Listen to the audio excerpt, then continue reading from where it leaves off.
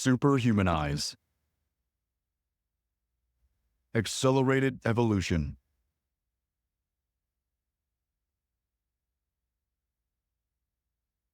What if the key to reversing your biological age isn't just one secret, but a synergy where cutting-edge biohacking meets our ancient relationship with nature? Today, I am thrilled to welcome back Nadine Artemis, the visionary founder of Living Libations, for her third appearance on the show. Nadine's work has redefined what it means to care for our bodies inside and out, with botanical formulations and practices that merge purity, efficacy, and beauty. She's also the author of the best-selling books Holistic Dental Care and Renegade Beauty. In this episode, we're diving deep into the habits that can truly turn back the biological clock, from the power of sunlight and peptides to biohacking technologies and reconnecting with nature's intelligence. If you're looking to revitalize your skin, support cellular health, and upgrade your longevity protocols, this conversation is brimming with actionable insights and inspiration to help you feel and look younger than ever. Nadine, welcome back. Your third time on the Superhumanized podcast. I am so excited to be with you again. Thank you for having me again. It's always my pleasure.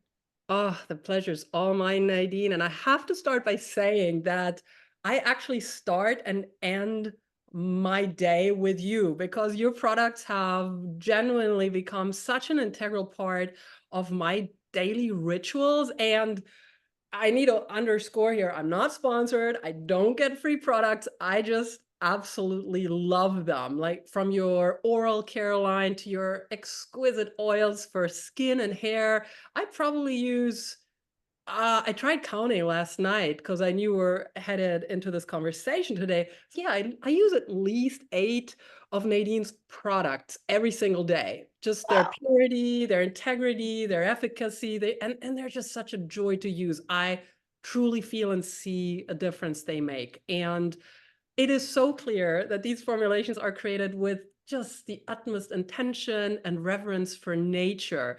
So I'd like to go into this conversation, Nadine, with the question would you share more about your process of how you actually source your ingredients and how you craft these incredible products that honor both the body and the planet? I'd love to. I love formulating and creating products, and I was just lucky enough to see that early on. And yeah, so when I was a kid, I was always forever in nature and playing and concocting. Then things got a little more serious as a teenager, which led me to like I did a grade 9 science fair project looking at essential oils. So I planted the seed. But it was really, and I'm saying this because it starts my sourcing journey. So I'm studying all the essential oils and also reading about ones that like this is like 1990 and you can't get them all. And what's at the health food store, it's just like the Oracacia bottles, you know? And so I'm smelling those, but then I really start getting into it. And I'm wanting oils that I'm reading about that aren't just not available. So I'm trying to find them and source them. And then I start writing before the internet that existed. It wasn't like it was military based, and not everybody had like the internet at their home and they're plugging away. But just through books and reading and research, because I knew how to research just from being at university. You know what I mean? You get the flow. And I remember I typed up this letter, made a little letterhead for myself, and I just wrote like all these distillers and farmers all over the planet. And then I was getting samples in, and just like to get a whiff of those oils, it was incredible. So first it was incredible to smell ones that I couldn't get, Immortelle or Angelica root, much more normal now, but very rare. And then even if it was something very kind of normal, like a tea tree or a lavender, the tea tree I was getting from this guy that was doing a bush still project in the middle of Australia, not some big agro thing for the tea tree. And so the nuances and the subtlety was really like discovering the difference between a fine vintage and then like a boxed wine with things made from like a pill, like however those weird wines are made. And then just really getting into one of the first books on the quality of essential oils was written in the 1950s.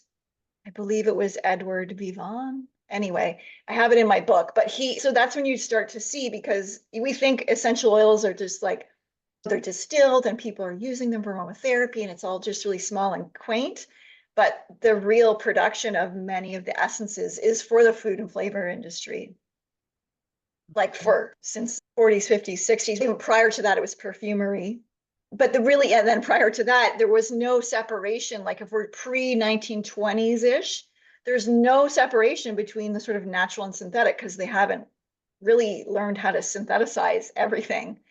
And so really also there wasn't as much of a division between a pharmacological aspect of a plant and pharmacology because it was really one.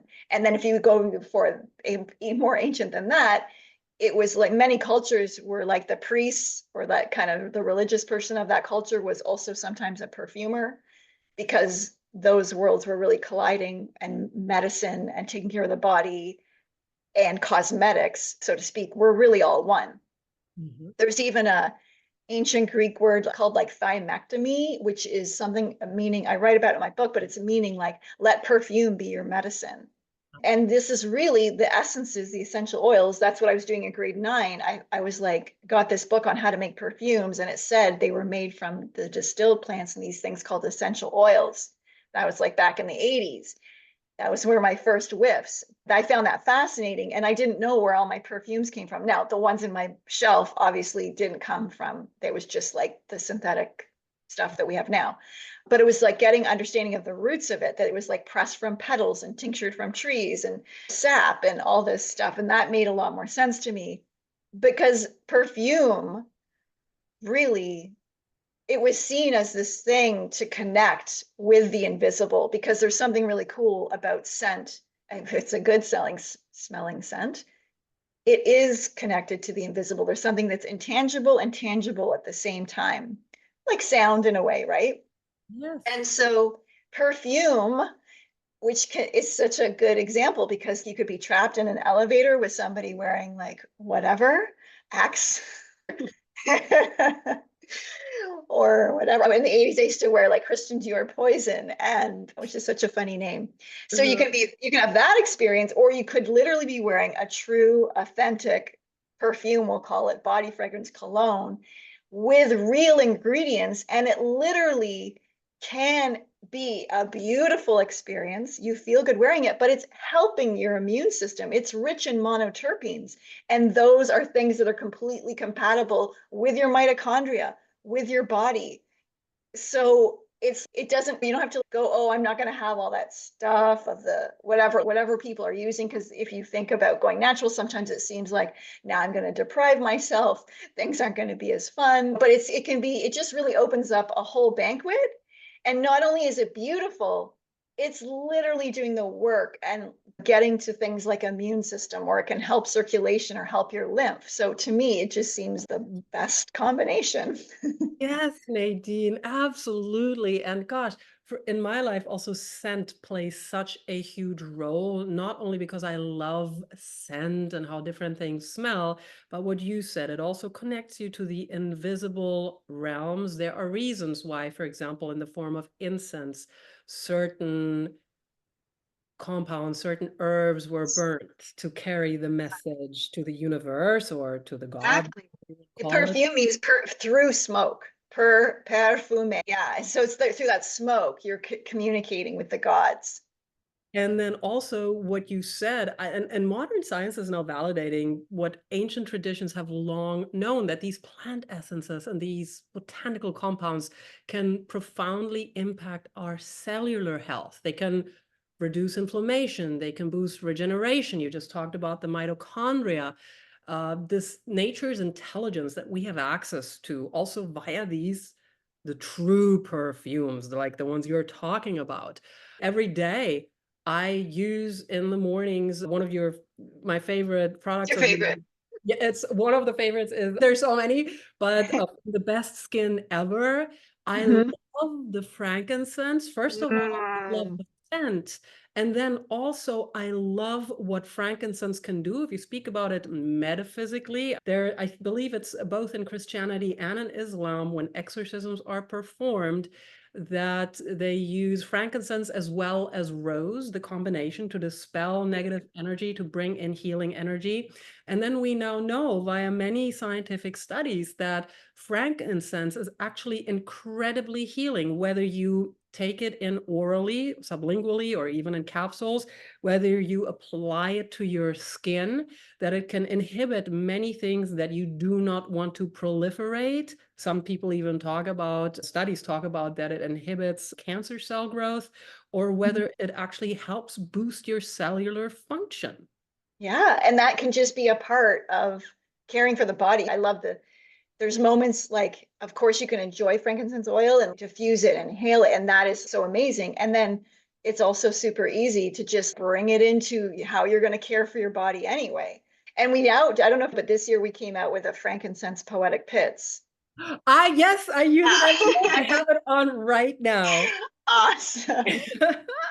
And when I saw that, I was like, I gotta have this. I already love the Palo Santo Poetic Pits, the Radiant Earth. I think it's the Rose Petals. But this one, I have to tell you, okay, this may be TMI. If I don't, or at least it used to be like that, I've been using the frankincense Poetic Pits, your deodorant, for probably 6 weeks now, 6 or 7. And I have always, for years, used aluminum-free different deodorants that are pretty good and last for about 12 hours. It works. Then I start stinking again. When I didn't use deodorant, I have the worst smelling pits. And I know that goes hand in hand with a bunch of other things. However, since I started using the frankincense poetic pits, I have noticed that, and even I go work out 5, 6 days a week. So I use it in the mornings, 24 hours later, and even if I had a very active day and I didn't shower in the evening, I still smell good. I do not detect any of the nasty scents that I was just like, okay, that's just me. I'm just got stinky pits. Tell me about this. When I was like in my 20s, it was like one of the last things to really figure out. Not, I'm talking about a 2-year period. I'd done all the body, and then I was like, yeah, that deodorant thing. Because there was a lot of suggestions of just you put tea tree oil in water or whatever.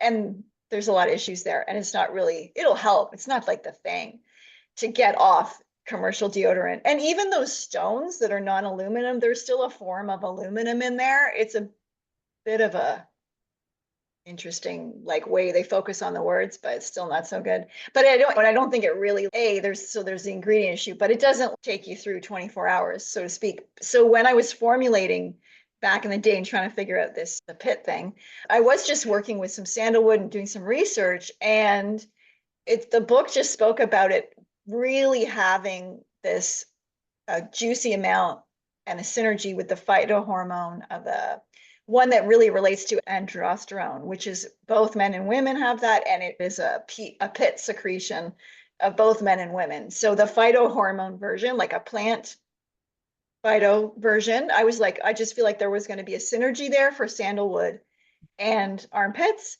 And then I was discovering, which not that I discovered it, but I just like working with sandalwood. If you felt it, it's like it's different than lavender. So they're called essential oils, but they're not oil. There's no lipid. It's not like an olive oil. I don't know who named them because they're actually volatile compounds, which just sounds weird, but it just means they evaporate. They are volatile. And so if you left the lid off an olive oil jar, it's not going to evaporate, but if you leave the lid off the lavender, it will just go into the air over time. So that's what that means. And so the viscosity of sandalwood is just super thick and juicy. It's just thicker. It just has this tenacity to just stay as well. Anyway, so then I thought, oh, I'll use that as like the main ingredient, which like nobody would do because they would just add it in as like an accent and then dilute it with fillers or something. And again, there's a time where you want to be using essential oils diluted, like all over. You can't just put sandalwood all over your face. It would just be weird. So there are times to use them neat. There's times when you want to use them diluted. So there's both. And so for the pits, I just felt, yeah, it just needed that concentration and using the sandalwood as like a carrier, so to speak, whereas normally sandalwood would be added to a carrier, and then bringing in other notes to distinguish and differentiate and take care of different things. And what's also super cool is that's a really big microbiome area. And all essential oils to varying degrees are antibacterial and antifungal. But the cool thing is they're not like an antibiotic. I call them, which is anti-life. I call them botanical biotics because they're for life. And for whatever reason, the innate intelligence of the plant system, this is something we won't, it's hard to know what is being created in that way of like why are substances created on the planet. But so they're all varying degrees, but they have the intelligence so the essential oils, and I'm generally speaking, they have the intelligence to work with the pathogens and clear them up, but not eradicate the beneficial bacteria. So essential oils are really like such amazing substances, like all the time, but especially for these times where we need tools and medicine and substances that can clean up pathogenic activity, but don't disturb the beneficial biome. And so now you've got this juicy goodness in your pit. It's not stopping you from sweating. It's not masking your smell. It's literally working with your smell so that every wearer of a poetic pit gets to sort of emanate a very special combination of like you and the frankincense.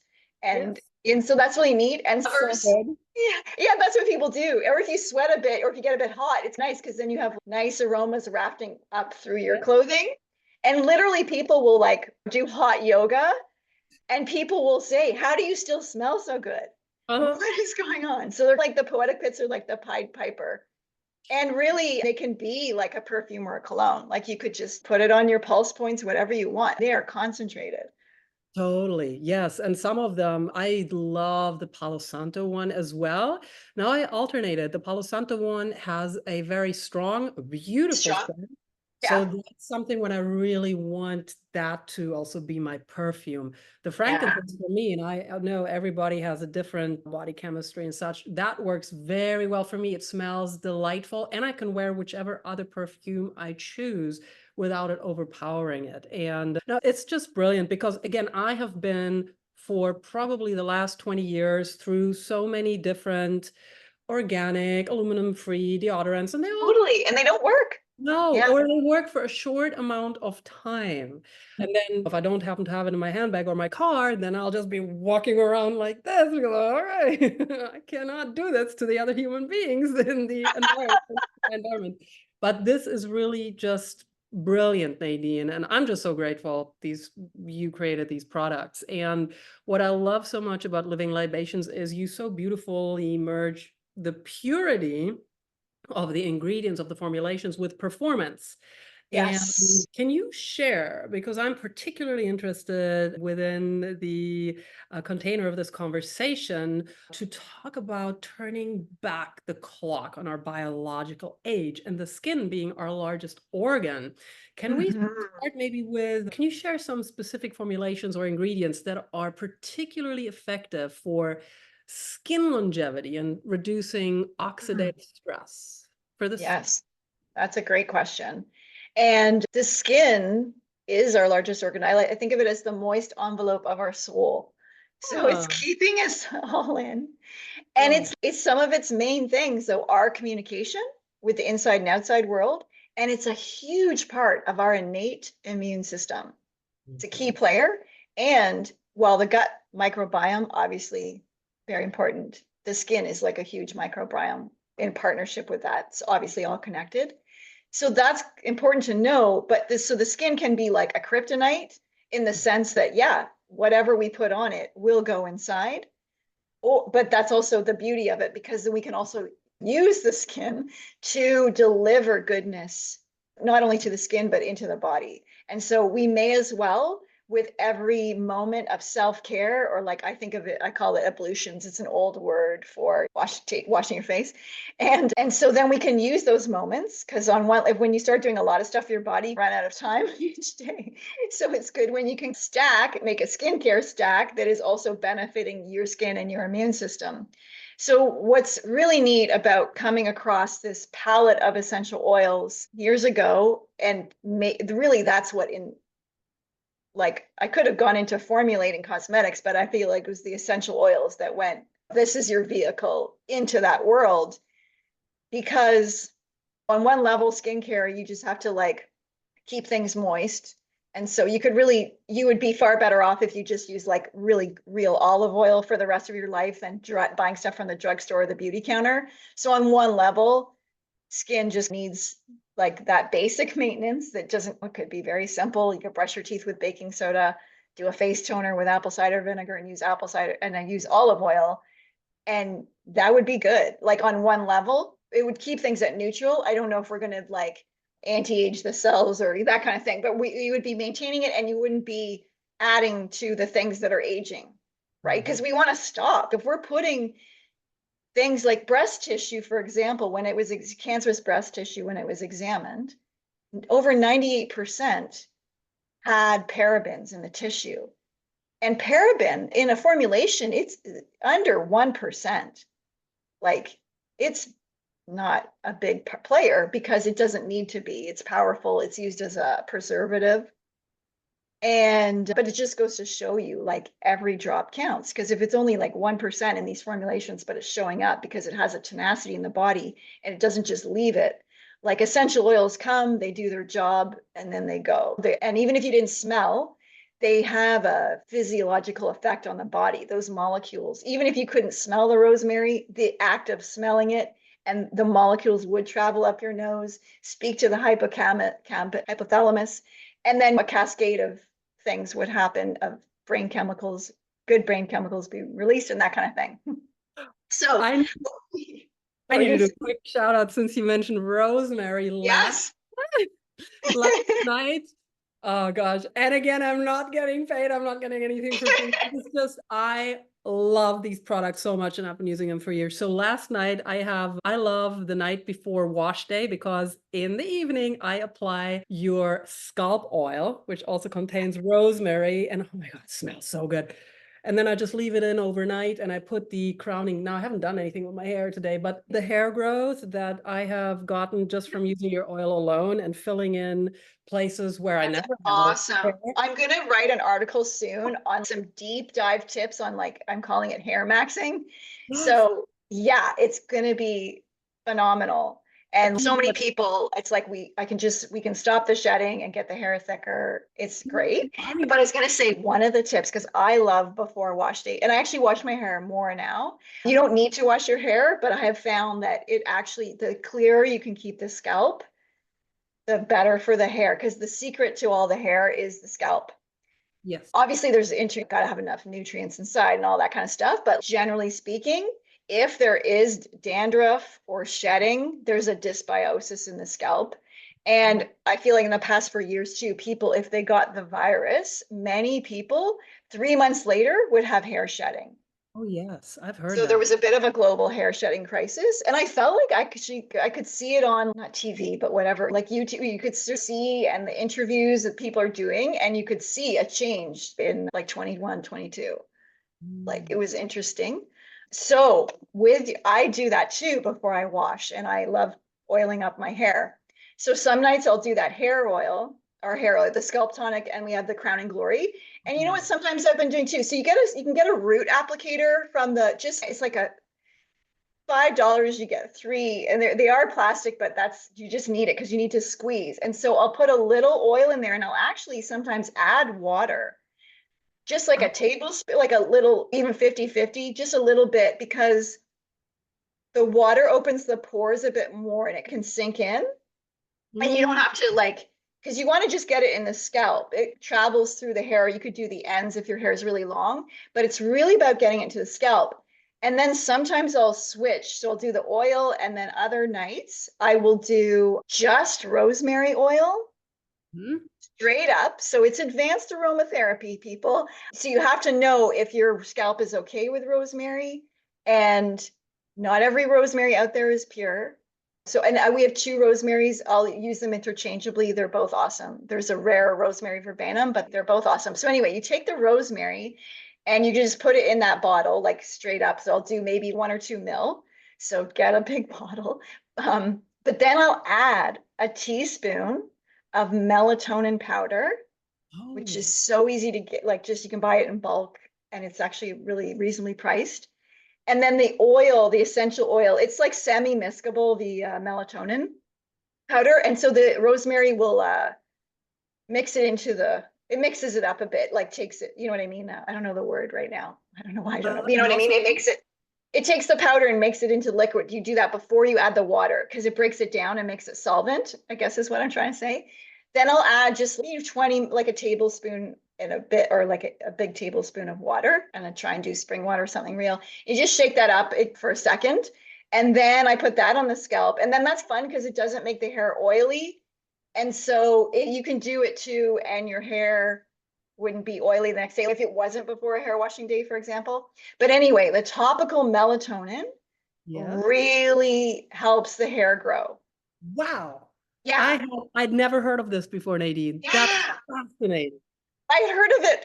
I know it, and I know internally if you take it because I happened to just start experimenting with high dosing melatonin 2 or 3 years ago. And I Okay. wasn't, at first I wasn't in, because I'd had melatonin once or twice just to try. And I was like, oh, like it felt weird and I didn't sleep and I felt like hungover the next day. It's not for me. But then I was reading more about it. And then what happened is I started to understand that, yes, we have the nighttime production of melatonin, which is secreted from the pineal gland, but that's only 5% of the story. What actually is supposed to biologically happen is that we wake up and we go outside and then we get infrared and red light just naturally. You don't have to sunbathe, but just like you're outside, you're getting the red light before the UV comes in. So that beautiful morning sun activating all the mitochondria that produces daytime melatonin in the mitochondria, which is 95% of the production. And it's so essential to the mitochondria's function. They're like these ancient dance partners. And the melatonin acts as a coolant fluid because what's happening in there is the ATP, which is converting things into energy or taking our fuel and putting it into energy. And then no matter how healthy you are, there's a heat from that. And then that can create free radicals, blah, blah, blah. So the melatonin is just cools that whole situation down. And that's where most of our melatonin is supposed to be generated. So you can actually have melatonin in the daytime.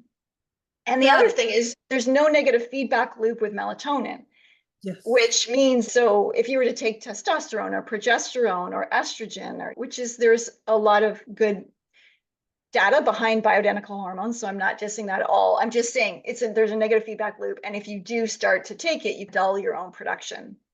And that might be fine if you're 60 and you're on the testosterone because you're not going to be producing as much or whatever. But melatonin doesn't do that. So if you take it, you're not dulling your own production. So I think that's pretty cool and essential, I think, if you're going to high dose it. And also it does really seem there. So Dr. Doris Lowe, my favorite people on the subject are Dr. Doris Lowe, LOH, Dr. John Lawrence. He has a book on it. And then Dr. Russell Ryder, who's been writing about it since he was 24 and he's in his 80s now. And he has some long lectures on it. And Doris Lowe has these doses and protocols for cancer where it's up to 1,000 milligrams a day. But if I do feel something coming on, I call it cocooning. And I'll take 400 mgs twice, like in the morning and then maybe at sunset. So I find, and about 30–40% of the population do feel weird with melatonin at night. So what you want to do is just make sure you take it by sunset at least, or 2 or 3 hours before you go to bed, and you won't have that wake up weird situation going on. The other reason why I like it is because it's very protective virally. It's protective to our other hormones. So it helps for things for women like perimenopause, menopause situations. And it's amazing for tanning.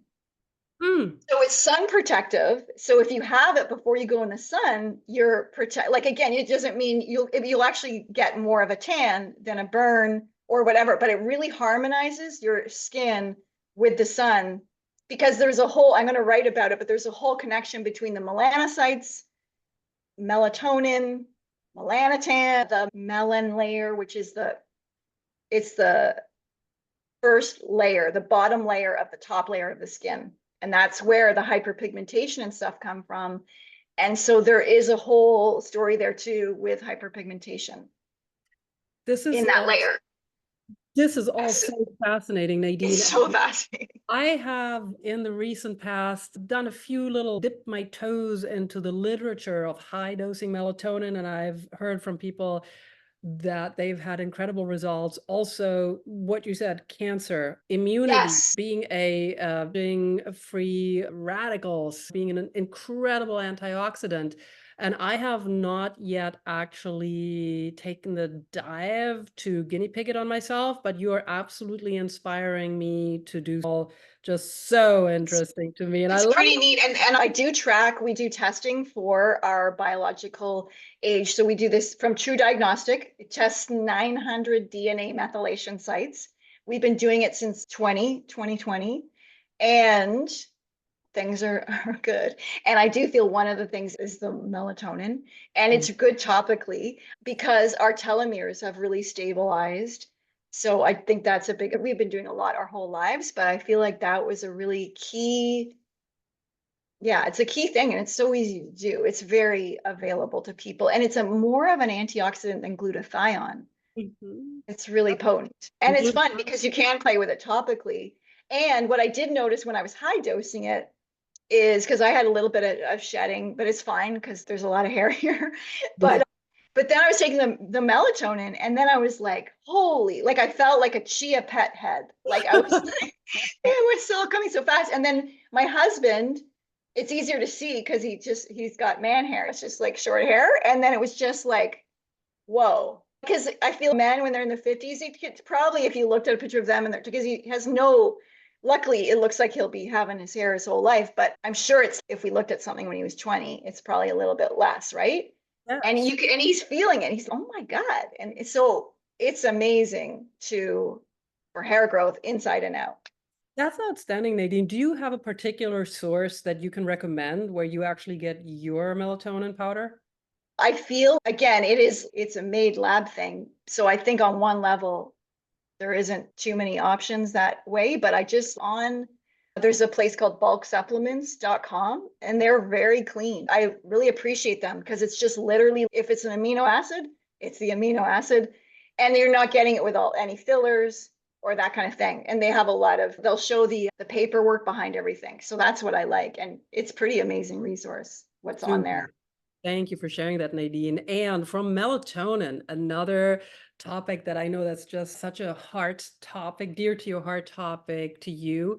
And our modern science is actually also catching up with this ancient wisdom that sunlight is a source of light, not just of vitamin D. It modulates our circadian rhythms. It's a mitochondrial activator, and it's even a tool for optimizing hormonal balance. And when we peel back these layers of what you call heliotherapy, we're actually seeing that sunlight is the key to longevity. And you have celebrated the sun as a cornerstone of health ever since I started, longer than that, but ever since I started following you, I became aware of that. For me, I'm very fair skinned, so I burn easily. So for me, it's like the morning or the evening sunlight. Supplementing with chlorophyll has really helped also to be protective Now from you the. can have melatonin before you go in the Yes, sun. I will. Yes.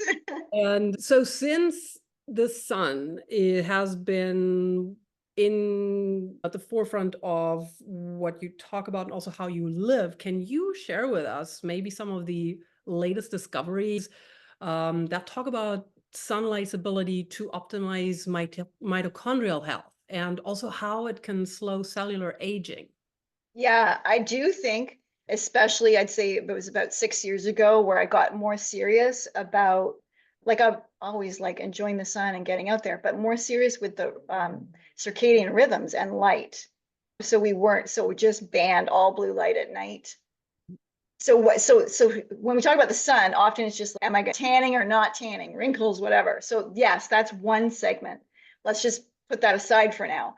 We need to understand like the circadian rhythm, because yes, our eyes are seeing the light, and like literally we have receptors in our eyes that are directly communicating to the mitochondria from the light that they're pulling in. But our big toe knows if the light is on in the room at night. You know what I mean? Because every single cell is tuned into that basic circadian rhythm, which I think the simplest way to describe it is like bright days and dark nights, like just how everything was intended, fill everything up with light, and then just have some true dark night. That's how all the biology clock of every system in the body is this. That's the signaler. The sun is the signaler of all the biological systems. So our modern life, obviously, we're A, inside, and then B, we have all this artificial light. And not only is there the blue light, but there's the flickering light, which we can't see, but it's flickering. You know what I mean? So if you take a video at night in your home and the lights are on, and then you look, it's like flashy. I don't know. So that's because the lights are flashing. Now, take a kid in school and they got the fluorescent bulbs, and oh my God, right?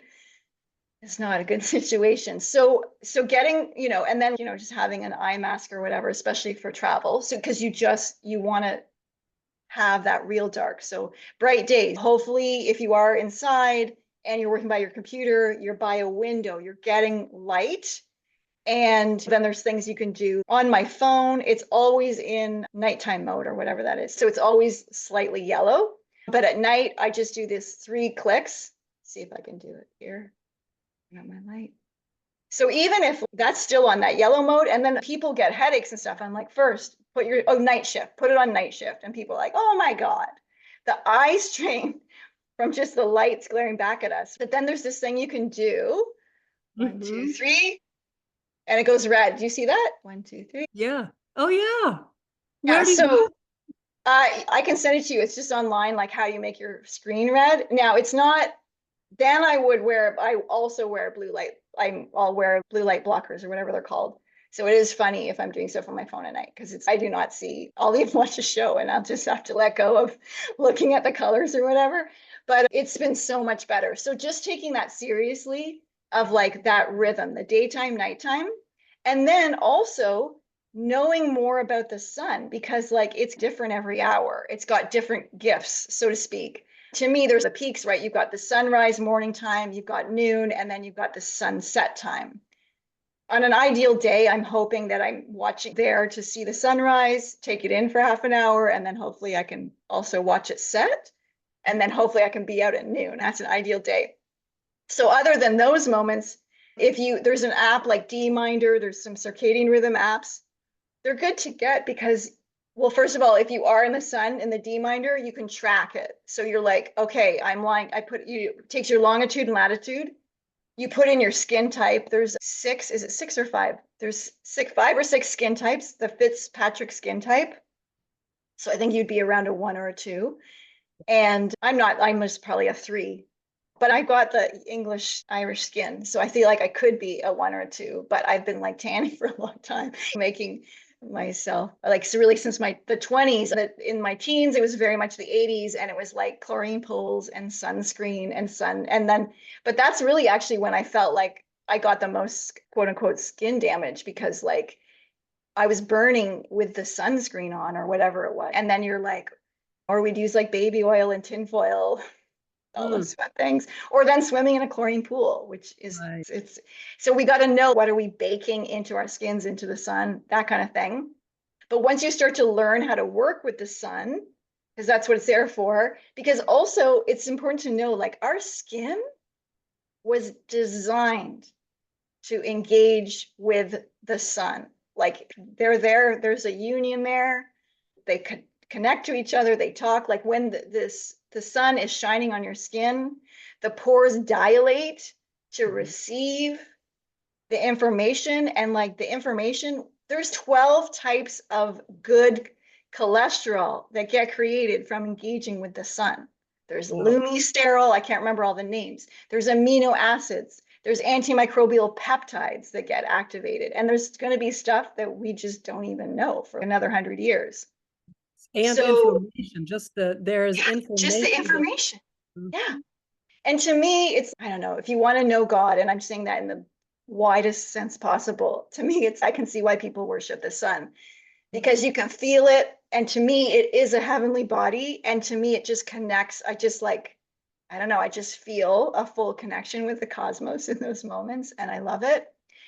And I feel like that's really what the elements are for, like lying on the earth and feeling the wind and just like really, because that's what's really going to revive us. It's not like another bottle of anything per se. So when you have one of those apps too, you can also track your time in the sun. You can really chart your D. So I know what I'm generating from the sun. And then I'll know by October when I have to start supplementing with a D supplement. Because it really does seem, I've tried not to, I've tried to bank it and edge forward, but because the winter here. And even though I think you got to get definitely sun vitamin D, I just think right now at this stage, it's because I do it. We live in Canada, but I am very dedicated and it's still not quite enough. It is enough in the summer, but it's not to maintain D. And when we don't maintain D, so many systems in the body don't thrive. And I've just seen it make such a difference for people for cavities. So I do think, so again, is the supplement being absorbed, blah, blah, blah. It is working because it is helping people with cavities. So I feel like that's a good proof. Yeah. So you get to know the sun and then you can be like, so that's the D time, but then you'll also know when there is no UV. And then you can just feel totally free. And then the time of UV, if you still think like it's going to create wrinkles or hyperpigmentation, wear a hat, get the rest of the body in there, and really always start slowly. You got to build up to it, especially if you haven't been out there. But first, even just starting to get that red light and then seeing the window. But the great thing about noon, because when I was growing up, it was like, don't go in the sun from 11 till 3. But what I love about noon is it's so efficient because then I don't have to stay like for too long. Like that, if it really is noon, I can get a lot of D within half an hour. But also the 20 minutes, maybe if you're living in the tropics, but 20 minutes is nothing. And then like in those 20 minutes, is your whole body exposed or is it on just like some arms? Because you're not going to make enough D. And so the app actually has your amount of clothing, your longitude and latitude, your skin type. And so you can really just see what's being created there, but it also tells you like, when is the UV coming? And that's a good thing to know because right now it's just, oh my God, if you're leaving the house, you better put on SPF 50 if you're walking from the car to the mall, because don't let those sunbeams touch you. I think this is where modern technology actually comes in and gives us amazing tools so we can thrive with nature and with sunlight, and where we can move past the fear mongering that is often attached to taking in the sun. And to your point of what you mentioned before, that you do supplement during the time of year where you can't expose yourself to the sun, I think it's really important. I do multiple blood tests, hormone panels throughout the year. So I always know where I am at. And especially with vitamin D and someone such as myself that has to be more careful with full exposure to the sun due to my fair skin type. A friend of mine, she's actually half German, half Spanish. She'd probably be Spanish is helping. Yeah. Spanish helps with the tanning, right? Yes, definitely. And she's probably also a 3 or even a 4 on Yeah. the tropic scale. Yeah, So it's like that deeper Mediterranean is like a 4. Like I'm just making it into a 3 kind of thing. she's But my husband, who has, different roots, he's one darker, so to speak. But also it's good to know that because then if you've got African heritage, for example, you actually need a lot more sun. yes. So it's good to know because it's like everybody's different and needs different amounts. But it's Sure. such a good way to learn how to work with the sun. Yes, And then Nadine. what we're putting on topically is important too. First of all, I have the oils, but I actually use the oil kind of after. Mhm. I don't necessarily use it before. But it does, it's good to have lubricated skin in the sun, to be hydrated yourself, and to not be baking in things that are literally going to be damaging. And what we can see from studies on sunscreen is that they cause more skin damage, they cause more freckles, more moles, and more cancer. Yes, it is really atrocious. I stopped wearing sunscreen when I go outside probably 15 plus years ago. I did not have that data. It just didn't feel right to me. I didn't, and I just listened to my intuition, to my body. And to circle back real quick to this particular friend I was mentioning, who's the Yeah, half so yeah. Spanish. Yeah, so she lives in California. She every day in a bikini will spend 2, 3 hours outside in the gardening. And she traveled back to Germany to see her family, and she knows about how important vitamin D is. So she wanted to inspire them to get a blood test done because she was very sure that they were deficient. And in order to inspire them, she said, "Hey, let's all take a test and look at our levels." She was so surprised, not about her family. Yes, they were deficient. That was to be expected. She was so surprised to find she herself was deficient. And that with every day, pretty much hour-long exposure. So it's really important, I think, to know what our baseline is. So we Yes. know what do we actually need, because she needs more sun, even more sun that she's been taking. And she actually also needs to supplement. And Yes. So the D Minder app might be good for her. We also yeah, have we have a vitamin D cream. So I ah, start using that in the winter as well. And we had a doctor in Germany that tested before and after, and it was very good at keeping our levels up. and you know what? I want to send you, if you're open to it. I don't know if one of our businesses is, we own a vitamin supplement manufacturing company, GMP Oh facility. So we my have God. a big focus on oral sprays. Our partner is a phenomenal biochemist who his real name in his passport is Dr. Clive Spray, and he's considered the godfather of spray technologies. We're talking nanoparticles. This is not just emulsified. Ah, So we have a vitamin D spray that years ago, when I did a full hormone panel, I discovered I was deficient in vitamin D. So I have the product. I didn't use it. I'm like, how silly is that? So I started using a product. Within 4 weeks, my levels were back to normal because I did another blood test. So I would love to, or I would not, love. I'll give it to you I when would it's on love. display. Yeah. Please. Well, I can get it from you at the end of the month. Yes, exactly. So I'll actually personally hand it to you. I look forward to that. Oh, amazing. Something else you mentioned. So when Mm. we expose ourselves to sunlight, there is, you said a peptide that's antimicrobial is produced. Now I have, Yeah. mhm. So I have heard that peptides are actually something you really have done a deep dive into. They're redefining the biohacking landscape right now. They're offering very targeted interventions that, I mean, enhance anything from tissue repair, improving immunity, regulate growth factors, and the potential for these peptides to reprogram cellular pathways makes them so exciting in the anti-aging, or actually pro-aging, I don't really like the word anti-aging, arsenal. Like any of Yeah. it. I would like to learn from you. What is your current peptide learning or even usage journey? What peptides do you personally use, or which ones do you think are interesting for biological age reversal? And what kind of results have you read about or maybe even observed in yourself, Nadine? Yeah, really, this is a very fun area. I'm certainly no pro, but I have studied with courses with Dr. William Seeds with these institutes. I've done over about 200 hours of study, and I've just fully experimented on myself and our family. So it's a complex and it's a whole world, and there's 70 that are like pretty common, so to speak. But that being said, I feel like you could just work with thymosin alpha, which is Mm-hmm. a thymus gland peptide. There's a few types. There's thymosin beta, blah, blah. They're all amazing. Thymosin alpha, so easy, like in the body, it's very non-toxic. Some you have to just be super careful with because they create anything can make you react, but they're just like you take an oxycontin or not oxycontin, oxytocin. Oh my God, that was funny when we just took a bit more and it was like, oh my God, I thought my head was gonna blow off. just for a few minutes. Just anyway, but thymus alpha, very safe. You can give it to babies. If you could do 10 shots a day and you would be fine. And it's so restructures the immune system like crazy. And I was so glad that we discovered it in 2019.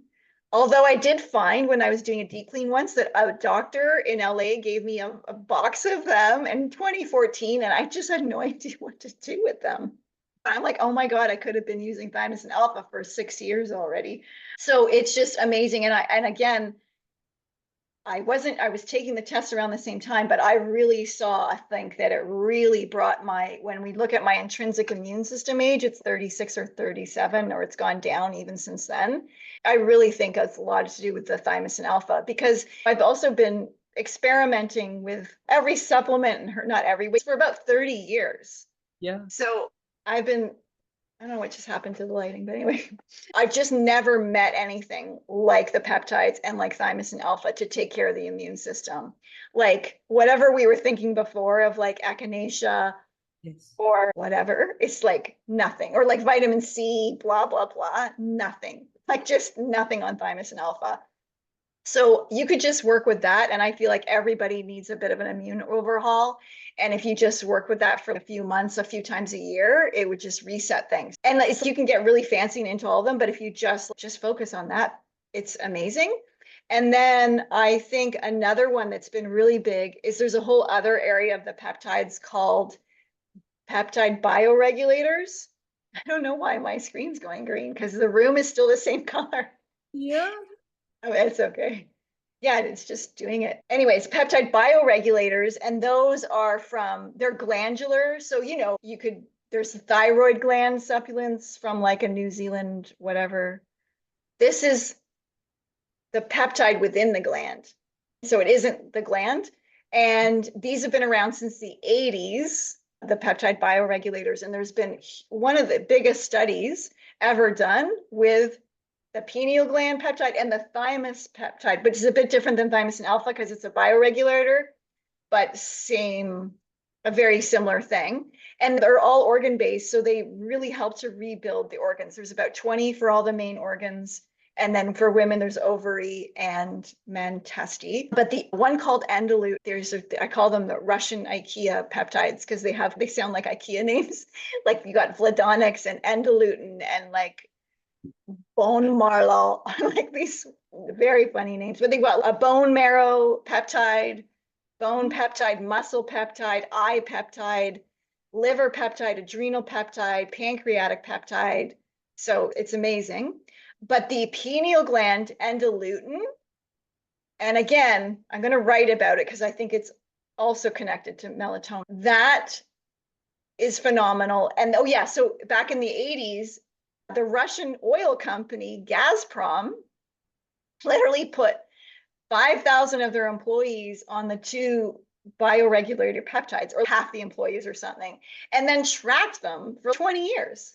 So we have so much data on how awesome these things are. And one of the best people on that subject is Bill Lawrence, who I think is just a regular guy that just was like, I got it. He was a multimillionaire that was like, everybody's family died at 60 and he's 55 and he's thinking, I got to get a grip on this because who cares if I have millions if I'm about to die. And I think Google Translated just started. So he was able to look at these longevity studies from Russia, and they were all about the bioregulators. Anyway, I've been seriously taking the endolutin since 2020 as well. And I can really see from the testing that it has stabilized telomeres. And the pace of my aging is very low and stable. It's about 7 months to where people are doing 12 months classically. Yes. Well, Oh that's God. been really fun. And that's easy because you don't have to inject it. The thymosin, there are capsules available now, which is new, but if you really want to restructure immunity, I just think you want to do a few rounds of the injectables. It's just intramuscular. It's very easy. At first, I would just ask Ron to do it because I didn't want it, but then we got in, or even my son, he wanted to take it. So we were like, okay, but he's okay, do it quick. And he's like, no, I'm going to do it. So he just started doing it when he was like in his teens, so he was able to do it. And it was very helpful during 2020 because I felt like we had the liquid gold, the vials, and we were just helping everybody. We're just like, here, we had it while we were traveling in January, February, March of 2020. Fantastic. And we were golden. And these are just substances that we're just scratching the tip of the iceberg, Yes. what all they can support us for. We'll have so much to talk about when we meet end of the month. We're actually looking to bring in peptide therapy to the clinic. Oh, as well. cool. And Let's talk more about that. And yeah, I feel like I can just help with the that would sourcing be and stuff. amazing, Yeah. Nadine. Because And then what to dial in with.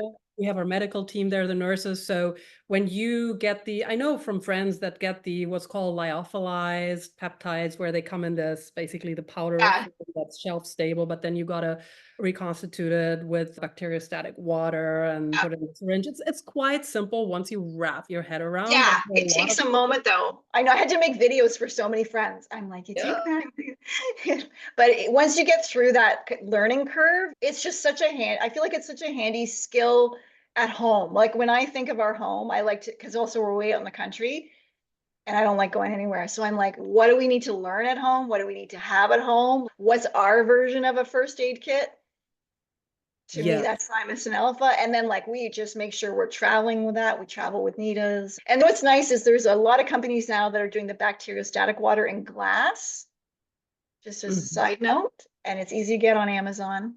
You don't have to buy Pfizer version of the bacteriostatic water, you know what I'm saying? I know what you're saying. And then you can also use them topically. And I am going to be writing about that this year because yes, there are peptides in cosmetics, but there's also quality of peptide, and that is not happening in the cosmetics. And then they're putting the peptide in a sea of just chemical BS. And so it doesn't matter. And it's so easy to just take a peptide, throw it into your cream or a water, like we have some water-based serums, and then you're good. And how about adding DMSO to that? Yes. So DMSO, I used to do this blend for a woman who had this ankle thing, I would make her this bottle of the DMSO and I would add a little bit of a jojoba. So it got a little bit of a lubricant and then a strong amount of essential oils because the DMSO will even drive those essential oils further into the skin. So there's some really good synergies there with things like marjoram or frankincense, peppermint, if you really want that anti-inflammatory. Yeah. Yes. And then I was going to actually say a while ago, but I wanted to add for topical longevity of the skin, the other thing, the essential oils, they were speaking to me because I think there's a lot of BS with active ingredients in skincare. And again, maybe what's being active isn't what we want active, or again, it's just BS, synthetic petroleum derived activity or whatever, or it's this active thing. And then if you look at all the other ingredients, they're just filler and that kind of stuff. But to me, the essential oils, they're part of the architect of the product and they're so active. Like we keep trying to, what's an active? Like we have them all and we've had them for thousands of years and they're so compatible with our skin. And then they're the essence of the plant, like the quintessence. They really are an alchemical substance. And they're, again, the essence of the plant, but without the dross of the things that are sometimes needed and sometimes not. So now you get it. And it's without sea buckthorn oil, because it's a fat expressed oil, will have the vitamin C, but like orange essential oil will not have vitamin C. But that's okay, because you get it other ways. But because sometimes we need not to have all the other information to digest. We don't want the oxalates or the other substances, right? And so we get this purity of the purest of the pure part of the plant that is just like still a physical substance, but almost working in the ethereal realms. And it's cell signaling, just like a peptide. Why is a peptide working? It's really just a short chain of amino acids. It's working because it's cell signaling. It's getting your body to do what it's supposed to do. And the essential oils help that in such a pleasant way. And then they prevent things like they stop the negative enzymes, elastinase and collagenase, which are these enzymes that break down elastin and collagen. And they help to regenerate collagen. Again, not like probably a laser or red light or sunlight might be activating collagen even more, but you're just daily working with substances on your skin that are going to actually do something for you. First, not harm you, and then actually do some cell regenerative, really work with that skin, not just on that superficial level, but going in deep. So it is truly something for your mitochondria, something that can add to longevity. Oh God. And honestly, it's not just the scent. For example, I love the evenings or even the days when I don't have to go anywhere. I don't have meetings, no makeup, no this nor that. And I take an herbal bath with salts, and then all I wear, except for organic cotton, is these amazing oils in my hair, on my face, on my Yeah. whole body. And there is such a sense of well-being that is more than just, oh, I'm doing something good for myself, I smell nice. It's literally a move through the day very differently. It's energetic. It's hard to describe, but it's real. Yeah, it's real. And it's just a friend. It's their friends on the way. Oh, I Friends love to help that. you with your day. Yeah. And talking about all the toxins, all this unnecessary stuff that's not good for us, whether it's in cosmetics or we're exposed to it, we live in urban environments or other, toxic load accelerates biological aging by burdening the liver, impairing cellular energy production and also communication by disrupting our hormonal balance. I know that you are also a big proponent of targeted detoxification protocols. It's still sometimes dismissed as pseudoscience, but more and more data is actually highlighting the critical role of detoxification in cellular health. So I know this is a complex topic. We could talk for hours about that, but in a nutshell, because I know our audience is very curious about these types of things, what detox strategies do you find most powerful for reversing biological age, Nadine? I feel like generally I think of not accumulating and building a Mhm. little bit more than detoxing, so to speak. And so I feel like things like I'll do pulsed electromagnetic frequency, PEMF, for example, because that's energizing my mitochondria and then it's cleaning up senescent cells, so what we call the zombie cells. And because there's mitophagy there where it can clean up. Or I like taking, there's a spermidine, I'll do the chlorella version, and then that is activating lipophagy. So it's helping turn white fat to brown fat. It's doing mitophagy, cleaning up mitochondria cells, and it's doing autophagy without fasting. You can get that word, for some reason I can't say it in the next second. That will help your body. So that's what I think of accumulating, always having good digestion, that kind of stuff. Because I feel like to get to the detox stage, it's a bit harder. And I feel like I have had moments of that. And I feel like I do live pretty cleanly. So now it's just about just not accumulating more than a detox per se. And I just feel the practices of I don't eat, like, I'm not going to eat past sunset, generally speaking, because that's out of balance. But really, when you get into that rhythm, it makes total sense because you really, I don't know, I just feel like generally, if you fall into that rhythm, you won't really be hungry past sunset once you're in that rhythm, that kind of thing. But eating after, it's not just because you're eating at night, it actually like even affects sugar levels different, like the same food, like same meal, so to speak. So that's where I look at, like, how can I live so that I actually don't have to detox? Because I'm not in, I feel like I do a kind of a natural intermittent fasting. I don't know how many hours, but I'll eat around 4 or 5 and then I'll eat at 9 the next day, whatever that is. But I'm not trying to. And if I need to eat earlier, then I just will. But there's just chunks where I'm not eating, which just makes sense. But don't torture yourself. And like, I'm just not into a 3-day fast because I don't know, it just doesn't work for me. And I got to think. And it makes me like, I can't think because I got to do I don't know, you know what I mean? Same. So that's what I think about more than like doing grand detoxes, you know? That approach makes a lot of sense, and I think that's also easier to do and to integrate into daily life for most people. Because if you do a serious Yeah. detox, it has its value, can be fantastic, but it's difficult to do, especially if you're very busy or on the go. And these things that you just mentioned, we can incorporate so much easier. And if you're able to choose where you live, how you live, when you go to sleep, all these things that help our body naturally get rid of what it doesn't need. And I'm keeping an eye on the clock. I'm so glad I have. It's something though I'm just about to experiment with, which I think is a neat detox. We had a water distiller that we just had on like Amazon, like there's one, but then we sent the water to the lab and it really didn't seem like it was distilling the water. So I was like, we got to get more serious. And we got just way more one. It's hooked up to our pipes and we can just get the distilled water because a lot of our equipment requires distilled water. But then I was reading about fasting, not fasting, sorry, just drinking distilled water for a period, like 3 days. Because I'd always been like, reverse osmosis and distilled water is fine, but if you drink it long term, it's hungry water because it's devoid of minerals.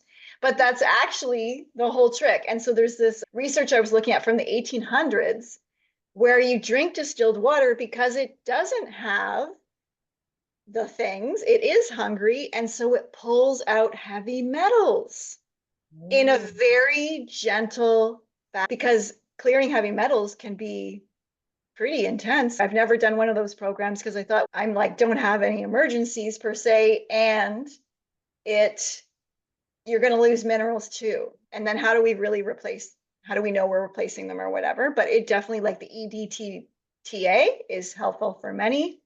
But I just thought, so I'm really excited about trying that. And I'm going to be trying that next week for a few days. I'll just be replacing my beautiful water with the distilled water, which is still made from our beautiful water. And I'm going to see how that goes. Another thing that's really good for heavy metals is melanin is our natural heavy metal detoxifier, which again, that's connected to the melanocyte layer, etc. It just, a tan is, that's another benefit of a tan. It is helping your body with heavy metals. And another thing that I really had to learn, which again, I feel like all these choices help me not have to like think of major detoxes. That's why I'm mentioning them, is obviously I ate a lot of vegetables in my life, but then also really realizing that many vegetables, even if they're organic, are heavy metal chelators Yeah. on the soil. So we had, I call it peak kale, like around 2208 to 2010 was like, we ate a lot of kale. And then we did heavy metal testing and we were so high in thallium. Wow. And it took me a couple years to figure out the source. And it's the kale. And it's crazy. And of course, we only ever bought organic kale. There was a naturopath or a doctor in Marin that was seeing the same issue with his patients in Marin. So I think it was like a lot of whole food kale buying. And they were all like so high in thallium. And so it's just interesting because you just think vegetables are so innocent, so to speak. But it's just, so it's really assessing like what's going in your body, what's working for you. And yeah, not everything, the sun might be okay and the kale might not be okay. It's like an interesting phenomenon. It is. And the more we learn, the more we learn what we don't know. But I think it's also good to just have a healthy approach to stay curious, to keep learning, Yes. and also to just integrate those things that we know we can easily integrate and do, such as have given us a bird's eye view of your protocol to keep gunk out of your body. And I think what matters a lot is also joy, to approach this with joy and not from fear.